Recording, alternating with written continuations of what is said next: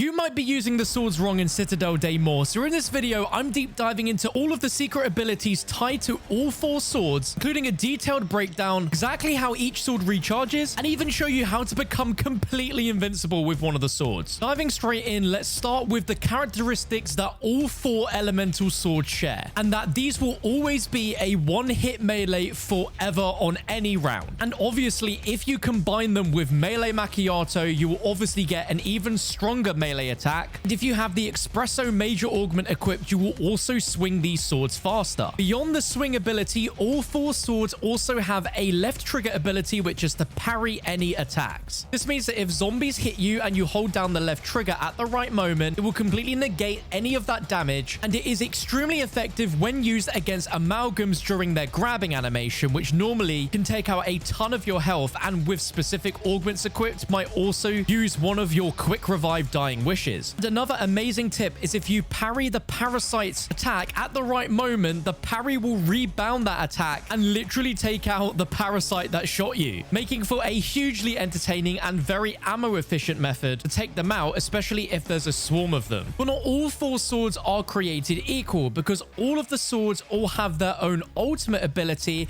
that will charge based on a certain number of kills. These aren't the same for every sword, and some require more kills than others. So let's start with the sword that requires the least amount of kills for its charged ability, and that is the Dragon Sword, as the Dragon Sword only needs 20 zombies kills before it's fully charged. And you'll know when you've got enough kills for it to be fully charged, as visibly there will be a more intense fire on it, and you'll also hear a lion's growl to confirm you have it fully charged as well. And when it's fully charged, there is a chance that any zombies hit by your swing will be ignited like the Napalm Burst ammo mod, which is obviously pretty useful, and especially against any zombies that have a weakness to fire damage like the amalgams or the ghoul gas, where against the ghoul gas it literally takes about 4 swings to take one of those out. And as you see with the espresso augment on for melee macchiato, the swings are fast, deadly, and does just below 14,000 per hit. The fully charged ability on the sword, if you hold down both the left and right trigger, shoots a massive set of fireballs towards a horde of zombies and will eliminate around 16 zombies with that attack. It's by no means the strongest out of the 4 swords in terms of that ultimate ability, but because it only takes 20 zombie kills to recharge, it's definitely a more useful thing to use because you don't have to get as many kills to get it back.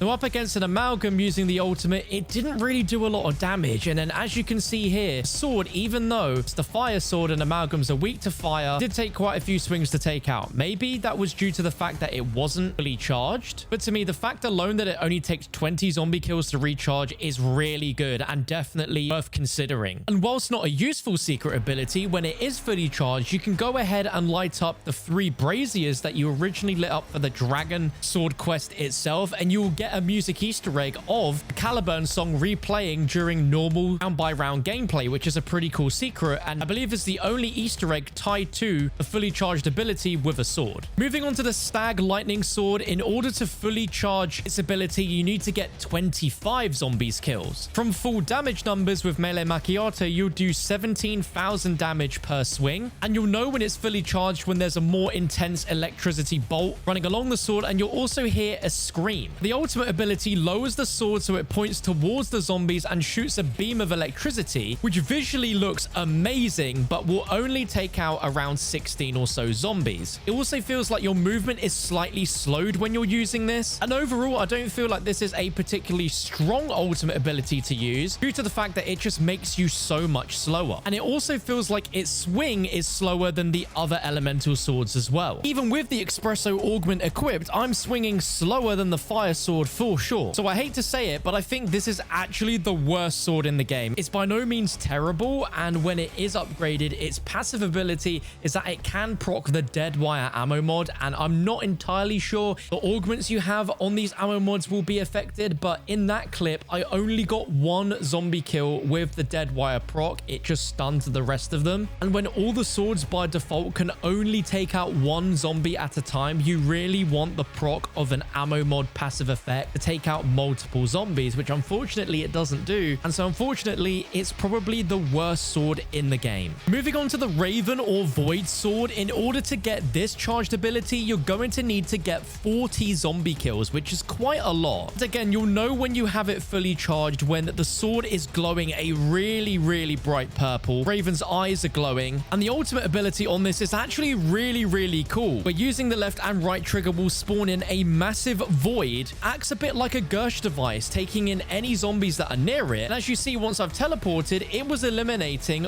well over 35 zombies during that. So for high rounds, it's definitely a very viable upgrade to use to take out nearly all of a horde of zombies, especially in the mid-20s. And when the sword is fully charged, it also has a passive ability which randomly procs the Shadow Rift ammo mod, which is pretty useful at times for taking out zombies, but especially useful if you wanted to go ahead and use this against elites, as a majority of the time, if it does proc on those, they're going to teleport somewhere randomly on the map and will have significantly less health when it reappears, making it even easier to take out when it does reapproach you. The sword has a really, really fast swing, and it goes without saying, but that ultimate ability with that void portal can also teleport you randomly somewhere on the map, which is really cool. So it's a bit like a Casimir grenade ability, really. But overall, I would say it's a pretty good sword, although it's not the best, because easily the best sword in the game is the Lion Sword. Now, to fully charge the Lion Sword, it takes 40 zombie kills, so it's up there combined with the Void for the most kills needed in order to charge it. But wow, is this thing good when it's fully charged. You'll know it's fully charged when you hear a lion's roar, and the sword will be glowing this visceral orange-yellow color, which just looks awesome. Now, the ultimate ability enables the chakrams from Black Ops 4, essentially, where it heals you back to full health, and any zombies that hit you whilst it lasts immediately die. You can just run through all of the zombies in spectacular fashion. But this sword also has a co-op ability where if a player is downed and you activate the charged ability whilst you are next to that player, it will automatically revive them, acting like the healing aura field upgrade, although you have to be very close to that down player for it to work. If you activate it and then run up to a down player, as you can see, it doesn't work. Either you need to be extremely close to them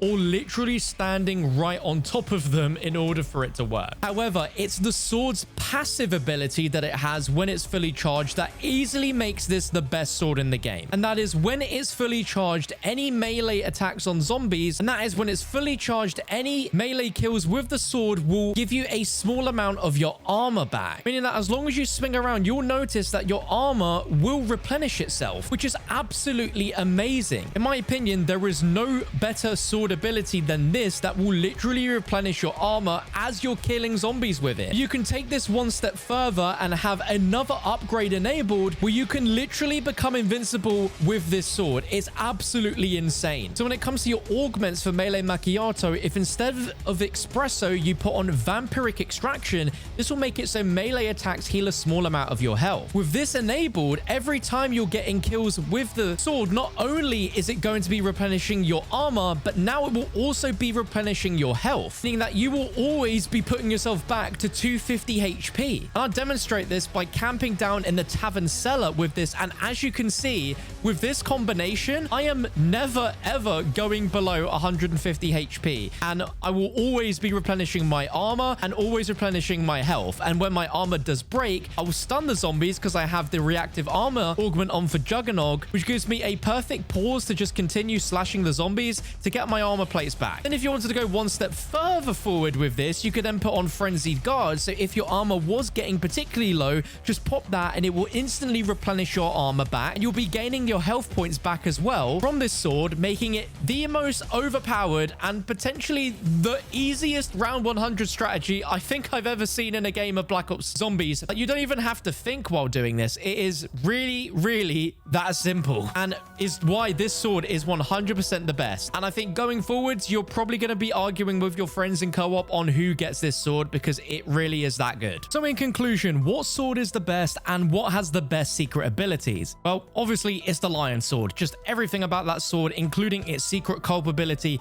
is fantastic. And the worst sword seems to be the Lightning Sword. It's the slowest to take down zombies, and it's also the slowest to use whilst it's using that charged ultimate ability, which doesn't seem to be that useful. All the swords ultimately are really good, but I still think Treyarch could buff them slightly to make them a little bit better. But I really hope you guys enjoyed this video. You learned something new. If you did, please let me know in the comments your favorite swords and what you think of them, as well as dropping this video a like to help it out in the YouTube algorithm. And if you want to watch a guide on a bunch of pro tips and tricks to make the Easter eggs so much easier on solo, you can find that video on your screen right now. And if you need a Easter egg guide itself, then why not also check out my Easter egg guide, which is on your screen as well.